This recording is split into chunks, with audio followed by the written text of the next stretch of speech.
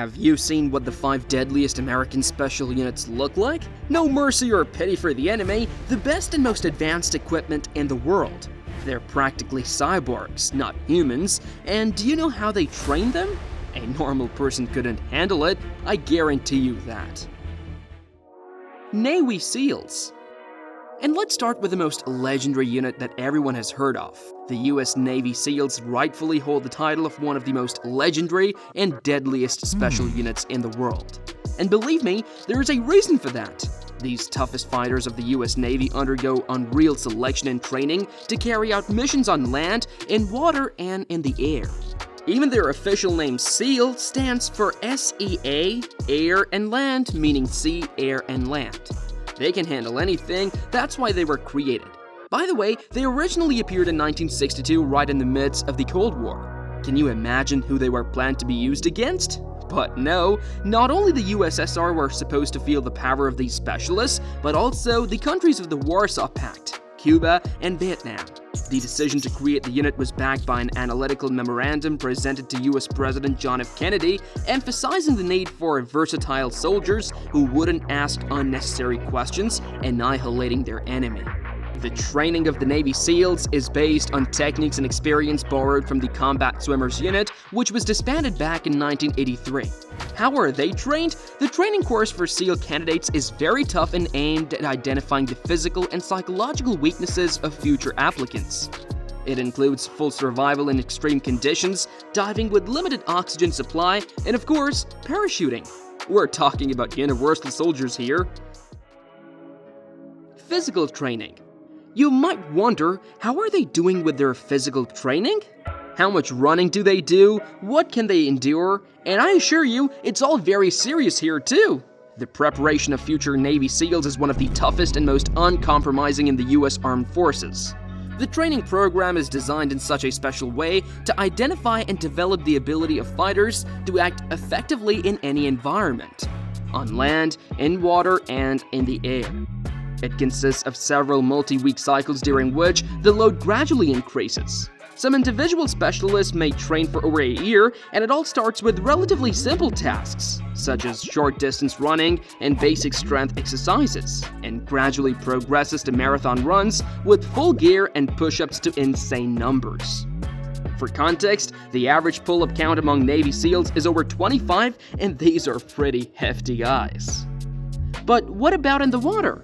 Unit fighters are trained not only in swimming but also in underwater tasks, including prolonged breath holding and moving with full equipment, even full-fledged underwater shooting and explosive work. After all, sabotage is one of the tasks of this unit. Add to this numerous exercises such as boat carrying and lifting heavy objects, which not only strengthen the physical endurance of the future fighter, but also contribute to the cohesion of the whole team, as there can be no weak link here. Hell Week and Arsenal. But all of the training is just preparation before the final test, where the main screening of candidates takes place. The name is fitting, Hell Week. Over 5 days, candidates undergo constant physical and psychological tests, pushing themselves to their limits. You've probably seen something like this in movies, soldiers being pushed on the obstacle course, shouting and motivating them not to give up, sometimes even resorting to insults. But there's nothing personal here, it's psychological pressure that every fighter must endure. They're taught to properly control their stress, set clear goals, and visualize their accomplishments. Psychologists work with the fighters so they can maintain a positive attitude even in the most challenging conditions. The entire selection and training process for Navy SEALs is designed to produce not just physically fit soldiers, but also morally resilient ones, capable of completing any task anywhere in the world. And as you can understand, even after the preparatory course, only a few % of candidates make it to full service in the unit. As for equipment, on land, the SEALs use off-road vehicles like Hummers and DPVs, resembling buggies for swift and maneuverable operations, sometimes causing mass collisions even when pursuing dangerous criminals. But what if you find yourself in such a situation or simply get into a car accident in America? Where do you turn for help? Where to find a competent lawyer? How to get compensation if you don't have insurance? DD America has helped its clients receive $21 million in compensation. It will definitely answer all your questions. Link in the description. In the water, the SEALs move on special ultra-small submarines called Mark 8 Mod 1 SDVs. For beach landings, specialized boats are used and airborne insertion is carried out using the famous Seahawk helicopters and Lockheed C-130 Hercules aircraft. This unit has no resource limitations, the best weapons and the best gear, but I'll clarify that they rarely receive completely new and innovative models, as knowing the weapon and its reliability is important. There is no time to experiment and test. Since their inception, they've been involved in numerous conflicts, from the Vietnam War to modern operations in the Middle East. These are truly tough fighters who have been through Panama, Iraq, and Afghanistan. But believe me, in the USA, there are even more deadly units. Rangers.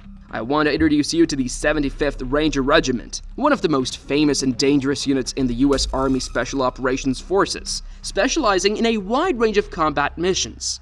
It's a parachute reconnaissance regiment composed of specially trained and well-prepared soldiers.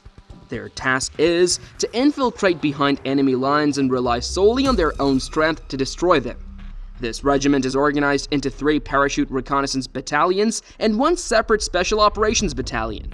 Overall, the regiment's strength approaches 3,500 personnel, which is quite impressive for a special unit.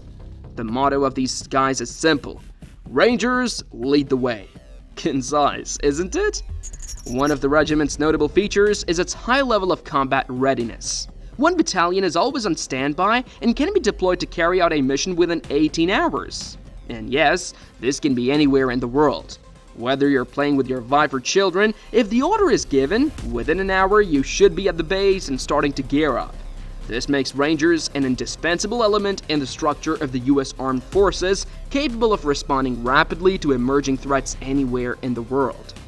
The training process for each Ranger includes both individual preparation, physical and tactical, and team drills within the battalion in various conditions and climates.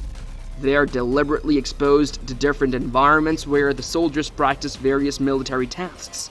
From urban settings to Arctic snow or dense jungles, Rangers are ready to act in any environment, effectively and without delay. Each unit within the regiment also has a special assault team for building clearance, prepared to tackle specific tasks in urban environments.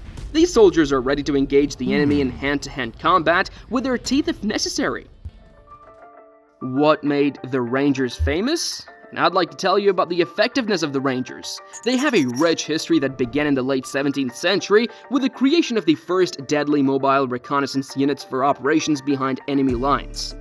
These units significantly evolved by the time of the War for Independence, where an entire Army Corps of Scouts was already operating. However, systematic formation of specialized units for deep reconnaissance within the structure of the American Army began only during World War II. The name Rangers was assigned to the 75th Airborne Ranger Regiment during the Vietnam War in 1969. During this period, 13 separate companies of this unit actively participated in raids behind enemy lines and conducted reconnaissance operations. Essentially, they did all the dirty work. In February 1986, all separate companies of the Rangers were consolidated into the 75th Airborne Ranger Regiment. Currently, the 75th Ranger Regiment is one of the most well-prepared light infantry units in the US Army, the real elite, where only 10% of applicants make it. And in the current US military doctrine, they specialize not only in reconnaissance and sabotage behind enemy lines, but also can be used to carry out direct combat operations. These operations include seizing and holding airfields, capturing or destroying strategically important objects, as well as capturing or eliminating high-ranking enemy personnel. They will accomplish any task. Green Berets.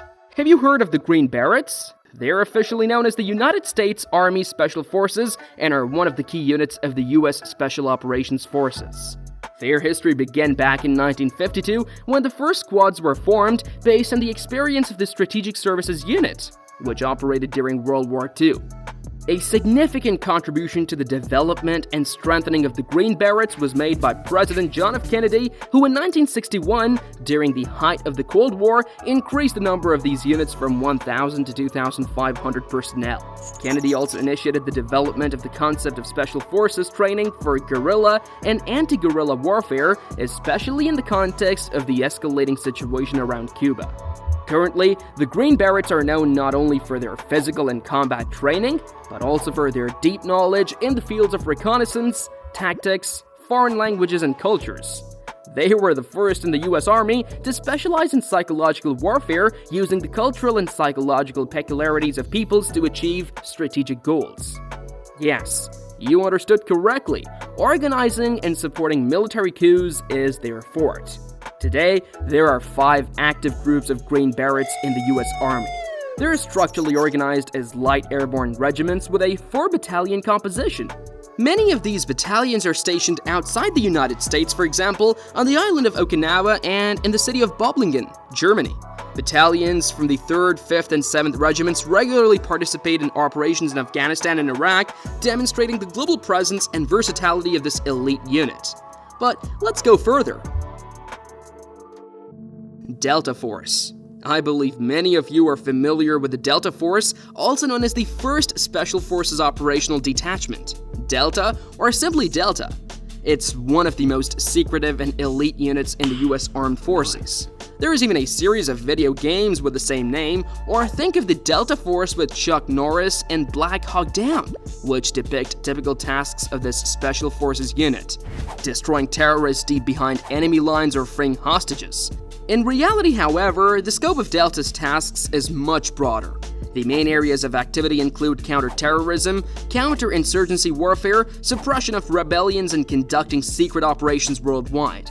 The unit is capable of carrying out direct action operations such as raids, ambushes, and sabotage, as well as action against high-value targets, making it a vital tool in the hands of US military command.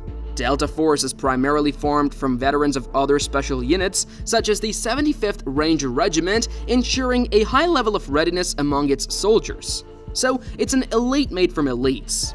Can you imagine their level? The total strength of the unit is estimated to be around 800 to 1,000 personnel, although precise data on Delta's composition and structure remain classified. Approximately 300 of these soldiers specialize in combat operations and hostage rescue, while the rest comprise highly skilled support personnel who maintain the functioning of the unit at the highest level. SWAT. And where would we be without the legendary SWAT? This unit is the elite of the US police departments. It consists of active duty police officers who undergo additional special training to handle tasks of high complexity and risk. What do they do?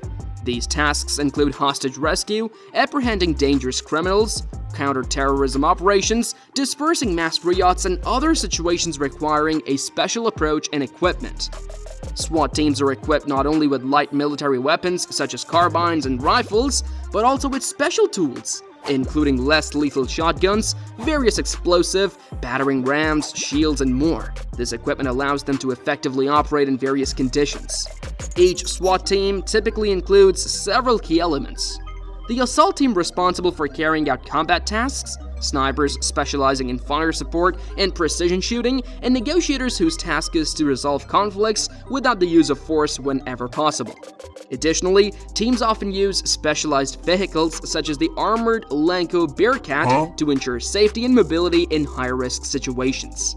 This equipment serves as a crucial element in the successful execution of SWAT missions. How do they get into SWAT? Getting into a police SWAT team is no easy feat. It all starts with regular work as a police officer. After an officer completes the mandatory minimum of 3 to 5 years, depending on the requirements of the specific department, they have the right to apply to join the special unit. Naturally, they must first pass a rigorous selection process. Vacancies in the unit are usually announced through the department's internal communication channels. There is no open recruitment. Only personal recommendations and endorsements count. When an officer submits an application, the selection process begins, which includes a thorough analysis of the candidate's personal record. There are rumors that the individual may be intentionally monitored for some time to better understand their motivation. The commission reviews the candidate's professional history, citizen complaints, involvement in shootouts, health status, and frequency of sick leave. Thus, only the best candidates are chosen from all applicants. At the next stage, the selected candidate undergoes very intense training, which includes firearms training, familiarization with various types of weapons and ammunition, as well as tactical training, including group actions and room clearing. After successfully passing the tests, the candidates face an interview to access their psychological compatibility with the team. And yes, the opinion of the entire team is usually taken into account, as conflicts and misunderstandings are unacceptable. The final decision is made by the commander. Candidates who have passed all stages become members of the team, where they undergo regular comprehensive training aimed not only at maintaining and improving tactical skills, but also at strengthening psychological resilience. Within the team, close relationships are maintained, allowing fighters to understand each other literally without words. You've probably seen this in movies. These were the toughest special units in the USA, ready to die but to accomplish their mission. Thanks for watching, and subscribe to my channel, I'll be very grateful.